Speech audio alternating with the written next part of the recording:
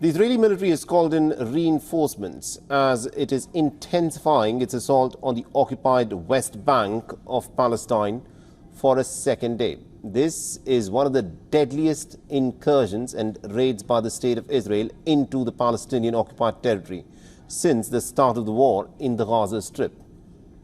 Now take a look at some of these images that have been released by the IDF. It claims that militants were using a mosque to make explosives in Al-Farah, a town in the Jordan Valley in West Bank. The Israeli military claims that it flew a drone inside of the mosque and then destroyed the tools that were used for manufacturing weapons. And this is the scale of destruction inside of the mosque. Now, the army claims that its forces dismantled dozens of devices that were planted under the roads intended to be used for attacks.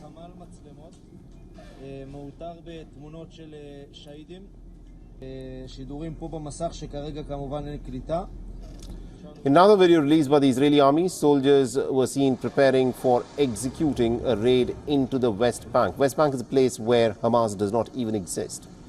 Now, the visuals on your screens show soldiers in various parts of the Tulkarm moving pretty swiftly through the roads and then entering into a building. These are extremely densely populated areas where the Israelis are carrying out this raid.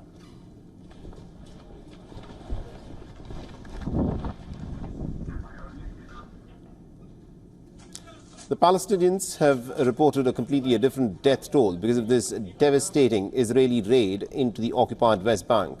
The Israeli military claims 16 Palestinians were killed in these raids in the last 48 hours. This includes a Palestinian militant leader.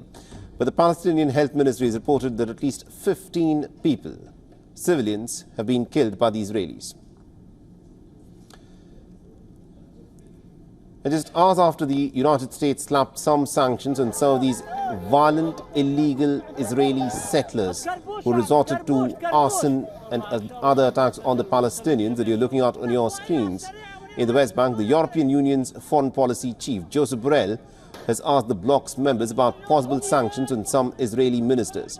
Now, this is the first instance of proposed sanctions against sitting Israeli ministers and government entities who are arming and mobilizing these illegal Israeli settlers to go on a rampage on Palestinian civilians in the West Bank.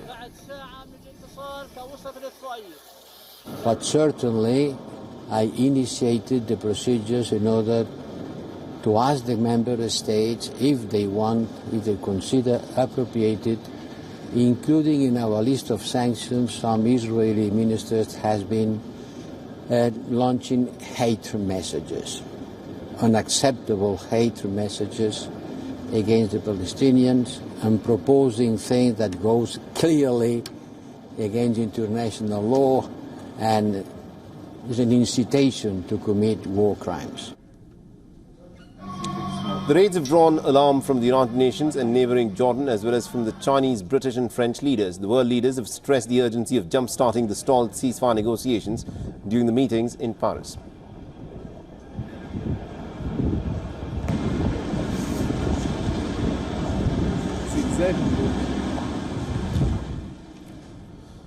Well, tensions continue in the West Bank because of these Israeli raids into the occupied Palestinian territories. There could be some relief for the Palestinians in the Gaza Strip, who have been subjected to nearly 11 months of relentless campaign of bombings by the Israelis. Now, Israel reportedly has agreed a 3-day humanitarian pause to allow health officials to administer polio vaccinations in the Gaza Strip. The health drive will begin on the 1st of September.